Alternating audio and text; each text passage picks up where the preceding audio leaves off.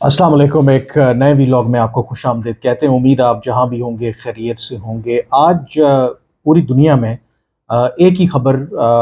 तमाम TV channels हों, अखबारात हों, उस पर छाई हुई है, और वो ये है कि आज सुबह हमास की तरफ से जो गैर मामूली तौर पर इसराइल के ऊपर हमला किया गया है। ये एक ऐसा हमला है जो गुज़श्ता कई सालों में इतनी बड़ी कार्रवाई हमास की तरफ से नहीं की गई है। इसमें कम से कम हमास का ये दावा है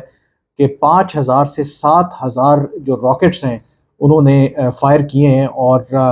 जो सिग्निफिकेंटली क्योंकि इसराइल जिस खत्े में वाक़या है और इन रॉकेट्स और मिसाइल हमलों से बचने के लिए उसने बाकायदा तौर पर एक दिफाई निज़ाम कायम कर रखा है, जिसे आयरन डोम के नाम से वो कहते हैं कि कोई भी जो रॉकेट्स इसराइल की तरफ आते हैं वो ज़मीन पर गिरने से पहले ही या अपने हदफ तक पहुंचने से पहले ही उनको इस दिफाई निज़ाम के ज़रिए नाकारा बना दिया जाता है। लेकिन गैर मामूली तौर पर जो इसराइल का जो दिफाई निज़ाम है वो बिल्कुल कलेप्स करता हुआ नज़र आ रहा है। ना सिर्फ हमास की तरफ से इतनी बड़ी तादाद में जो रॉकेट्स फायर किए गए हैं, और जो इमेजेस और जो तस्वीर वहाँ से आ रही हैं, देखा जा सकता है कि वहाँ पर कई जो इलाके हैं इसराइल के, वहाँ पर आग लगी हुई है। उसके साथ कोई एक बहुत बड़ी तादाद में जो हमास के फाइटर्स हैं वो दाखिल हो गए हैं जनूबी इसराइल में। वो बारास्ता समंदर भी वो एंटर हुए हैं। फिर उन्होंने जो बीच में एक बाड़ लगा रखी है इसराइल ने, जो गज़ा की पट्टी है और जो जनूबी इसराइल है उसको तोड़ते हुए वहाँ पे दाखिल हो गए हैं। फिर थ्रू एयर यानी कि पैराग्लाइड करते हुए भी देखा जा सकता है कि जो हमास के फाइटर्स हैं वो इसराइल के अंदर जो है उन्होंने इन्फिल्ट्रेट किया और घुस गए हैं। और इस वक्त भी जब मैं ये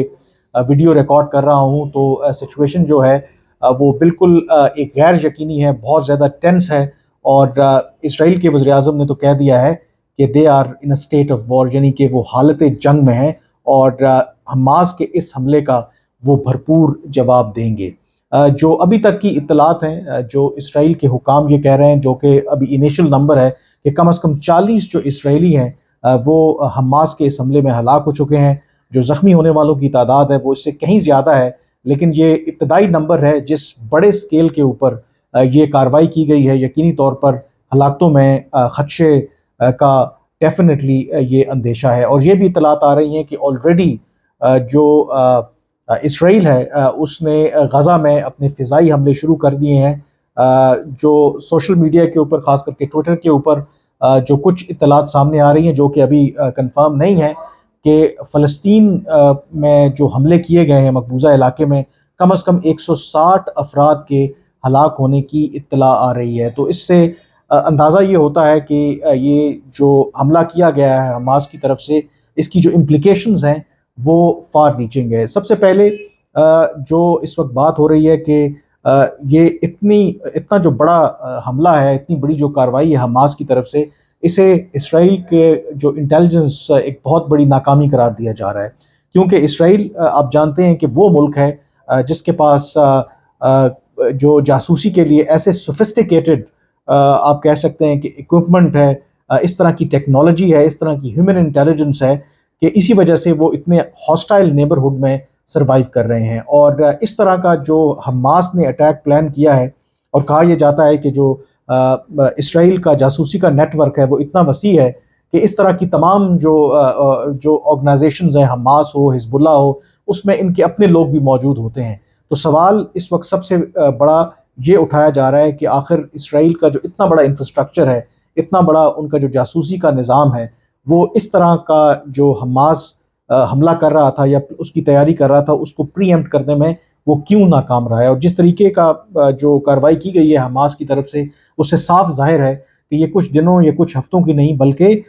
ये कई महीनों से इस तरह की वो कार्रवाई का प्लान कर रहे थे। और इसमें जो इमेजेस इस वक्त सोशल मीडिया और मीडिया पर सामने आ रहे हैं, उसमें देखा जा सकता है कि कई इसराइली जो फ़ौजी हैं उनको हमास के फाइटर्स ने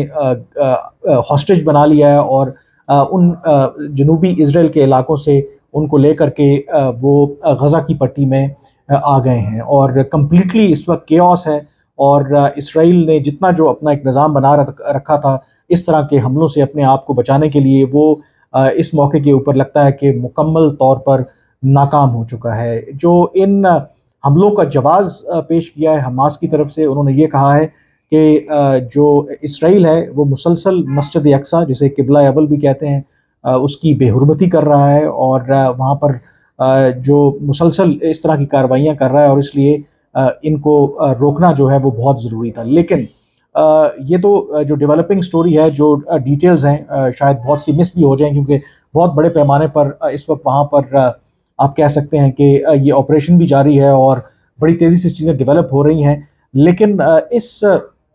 جو سارے جو لیٹسٹ جو ایسکلیشن ہوئی ہے، اس کی بہت فار ریچنگ امپلیکیشنز ہیں، اور پاکستان پر بھی وہ امپلیکیشنز ہو سکتی ہیں۔ سب سے پہلے اس حماس کے اس حملے سے پہلے،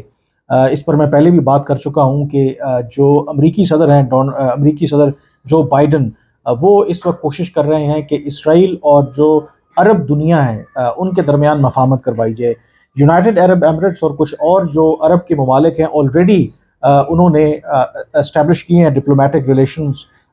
ود اسرائیل، لیکن جو سب سے بڑی جو ڈیل جس کے بارے میں بات ہو رہی ہے وہ سعودی عرب اور اسرائیل کے درمیان مفاہمت کی ہو رہی ہے۔ اور کچھ عرصہ پہلے ہی جو سعودی ولی عہد محمد بن سلمان، انہوں نے ایک ٹی وی انٹرویو میں اس بات کا انکشاف کیا تھا کہ ہر گزرتے دن کے ساتھ وہ اسرائیل کے ساتھ معاہدے کے قریب بڑھتے جا رہے ہیں، اور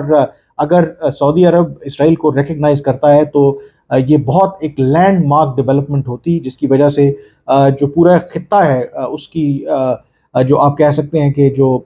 ہر طرح سے اس کی جو ایسپیکٹ ہے وہ بدل جاتی۔ لیکن اس یہ جو حماس کے اس حملے کے بعد اب وہ جو تمام پروسیس ہے، اور اگر کسی کا خیال تھا کہ کوئی پیس ڈیل ہو سکتی ہے یا اسرائیل کے ساتھ عرب اور باقی مسلم دنیا کی مفاہمت ہو سکتی ہے، وہ معاملہ اب بہت زیادہ پیچھے چلا گیا ہے۔ جو یو اے ای اور سعودی عرب کی طرف سے ابتدائی رد عمل سامنے آیا ہے، اس میں انہوں نے ڈی ایسکلیشن کی بات کی ہے، امیڈیٹ سیز فائر کی بات کی ہے، اور وہ زور دے رہے ہیں کہ تمام جو فریقین وہ تحمل کا مظاہرہ کریں۔ لیکن جس طرح کا اس وقت وہاں پہ سین ہے اسرائیل اور فلسطین کے درمیان، لگتا نہیں ہے کہ تحمل کا مظاہرہ کسی بھی طرح سے کیا جائے گا۔ تو یہ ایک سیٹ بیک ہے امریکہ کے لیے بھی، جو مفاہمت کرانا چاہتا تھا سعودی عرب اور اسرائیل کے درمیان، اور اس میں امپورٹنٹلی حماس جو حزب اللہ ہے، جو لیبنان میں اینٹی اسرائیل اور ماضی میں اسرائیل کے خلاف وہ بھی لڑتے رہے ہیں، اس گروپ کی طرف سے یہ کہا گیا ہے، بلکہ واضح طور پر انہوں نے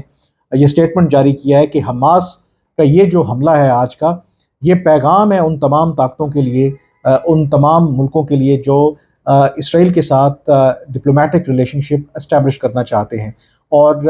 جہاں باقی مغربی ممالک ہیں انہوں نے حماس کے اس حملے کی مذمت کی ہے، اسے دہشت گردی قرار دیا ہے، وہاں پہ ایران کے بارے میں یہ کہا جا رہا ہے کہ انہوں نے حماس کی اس کارروائی کی حمایت کی ہے۔ اور حماس، اگر آپ ایران اور حزب اللہ کو دیکھیں تو یہ کہا یہ جاتا ہے کہ حزب اللہ جو ہے وہ بہت کلوز سمجھا جاتی ہے ایران کے، اور ایران جو ہے وہ جب عرب اور اسرائیل کے درمیان مفاہمت کی بات ہو رہی ہے، ایران پبلکلی اس کی مخالفت کر رہا ہے، اور ایران سمجھتا ہے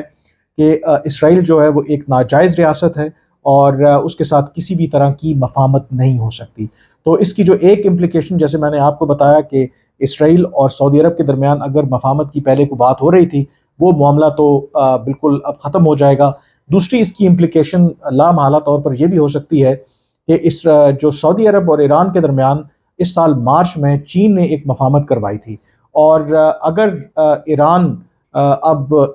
سپورٹ کر رہا ہے حماس کے اس حملے کو، اور حزب اللہ نے بھی یہ کہا ہے کہ یہ پیغام ہے ان مسلم ممالک کے لیے جو اسرائیل کے ساتھ اپنے تعلقات رکھنا چاہتے ہیں یا اسٹیبلش کرنا چاہتے ہیں، تو اس کا مطلب ہے کہ جو سعودی عرب اور ایران کے درمیان جو مفاہمت ہے اس کے لیے بھی یہ سیٹ بیک ہو سکتی ہے، کیونکہ سعودی عرب کا ہمیشہ سے ایک کنسرن رہا ہے ریگارڈنگ ایران، کہ ایران اپنی جو پراکسیز ہیں وہ استعمال کر کے مڈل ایسٹ کے اندر جو انسٹیبلٹی پھیلانا چاہتا ہے۔ اور یہ جو حماس کا حملہ ہے، جو سعودی عرب کی اس وقت جو حکمت عملی تھی یا وہ اسرائیل کے ساتھ اپنے تعلقات کو نارملائز کرنا چاہتے تھے، اس کے لیے ایک بہت بڑا سیٹ بیک ہے۔ اس حوالے سے جو یو اے ای کے ایک منسٹر ہیں، کچھ عرصہ پہلے انہوں نے ایک بیان دیا تھا جس میں انہوں نے جسٹیفائی کیا تھا کہ اسرائیل کے ساتھ وہ تعلقات کو کیوں بہتر کرنا چاہتے ہیں اور ان کے ساتھ اسٹیبلش کرنا چاہتے ہیں، کیونکہ ان کا یہ کہنا ہے کہ یو اے ای اور جو باقی عرب دنیا کے ممالک ہیں وہ جیو اسٹریٹجی سے اب جیو اکنامکس کی طرف بڑھ رہے ہیں، یعنی کہ جو فلسطین کے اوپر جو عرب دنیا کا ایک موقف رہا، اس سے ہٹ کر اب وہ جو اپنے اکنامک انٹرسٹ ہیں ان کو بھی دیکھ رہے ہیں، اور اسرائیل کے ساتھ مفاہمت کرنے میں ان کو یہ لگتا ہے کہ ان کے جو جیو اکنامک انٹرسٹ ہیں اس کا ان کو فائدہ ہوگا۔ لیکن یہ حماس کی طرف سے آج کی جو کارروائی ہے انپریسیڈنٹڈ ہے، غیر معمولی ہے، اور جو اس کی امپلیکیشنز ہیں وہ فار ریچنگ ہوں گی، اور اس اعتبار سے مے بی یہ جو ڈیولپمنٹ ہوئی ہے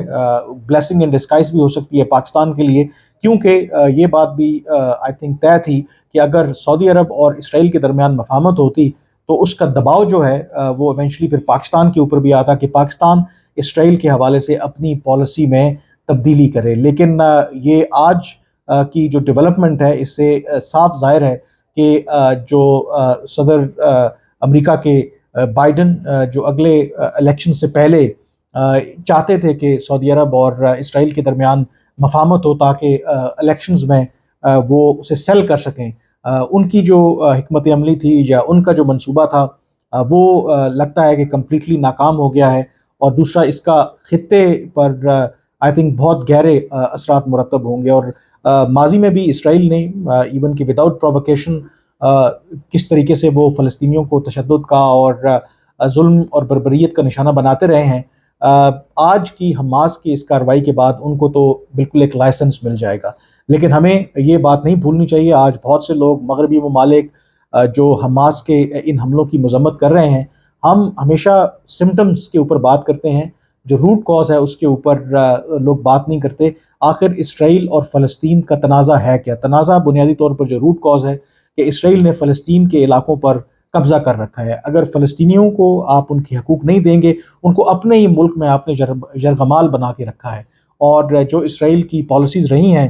لوگ اور جو مغربی طاقتیں خاص کر کے وہ جو کارروائیاں ہیں ان کو نظر انداز کر دیتے ہیں، لیکن جو سمٹمز ہیں ان کی طرف دیکھتے ہیں۔ تو اگر اسرائیل اور مشرق وسطیٰ اور میں اگر امن ہونا ہے تو اس کا ایک ہی سلوشن ہے کہ اسرائیل جو ہے جن فلسطینی علاقوں کے اوپر انہوں نے قبضہ کیا ہوا ہے وہ قبضہ چھوڑ دیں اور 2 اسٹیٹ سلوشن کی طرف جائیں، جس میں اسرائیل اور جو فلسطین ہیں دونوں آزاد ریاست کے طور پر سائیڈ بائی سائیڈ وہ کام کر سکیں۔ لیکن اسرائیل کو یہ کسی بھی طرح سے قابل قبول نہیں ہے، اور آج کے ان واقعات کے بعد یقینی طور پر چیزیں جو ہیں وہ بہت خراب ہو جائیں گی، اور ایک نئی ایسکلیشن ہوگی، اور خطے کے اندر پہلے جو کہا جا رہا تھا کہ ایران اور سعودی عرب کے درمیان جو مفاہمت ہوئی، پھر سعودی عرب اور اسرائیل کے درمیان مفاہمت کی بات چل رہی تھی کہ شاید خطے کے اندر بہت بڑی تبدیلیاں آنے والی ہیں، لیکن اس واقعے کے بعد یہ صاف ظاہر ہے کہ وہ تمام چیزیں جو ہیں اب دوسری طرف چل پڑیں گی۔ اور شاید جو فلسطین کے اندر عوام تھے، جو حماس ہے، وہ بھی جانتے تھے کہ جس طریقے سے جو عرب ممالک ہیں وہ اسرائیل کے ساتھ تعلقات بہتر کرنے کے لیے اسٹیبلش کرنے کی طرف بڑھ رہے ہیں، تو اگر انہوں نے بغیر فلسطینیوں کو حقوق دلائے اسرائیل کو تسلیم کر لیا تو پھر جو فلسطینی ہیں ان کو کبھی بھی ان کے حقوق نہیں مل پائیں گے۔ تو شاید یہ حماس کی طرف سے اور ان کے عوام کی طرف سے بھی ایک اسٹریٹجک موو ہے، اور جس طرح حزب اللہ نے کہا کہ ایک میسج ہے ان تمام ممالک کے لیے، مسلم دنیا کے لیے جو اسرائیل کے ساتھ اپنے تعلقات اسٹیبلش کرنا چاہتے ہیں، کہ وہ اس سلسلے میں احتیاط برتیں اور اسرائیل کو تسلیم کرنے سے باز رہیں۔ اس حوالے سے یہ جیسے میں نے کہا کہ یہ ایک ڈیولپنگ سٹوری ہے اور اس کی فار ریچنگ امپلیکیشنز ہیں، تو آئی ول ٹرائی کہ میں اس حوالے سے آپ کو آئندہ آنے والے دنوں میں بھی اپڈیٹ کرتا رہوں۔ آج کی ویلاگ سے اتنا ہی، مجھے اجازت دیجیے، اللہ حافظ۔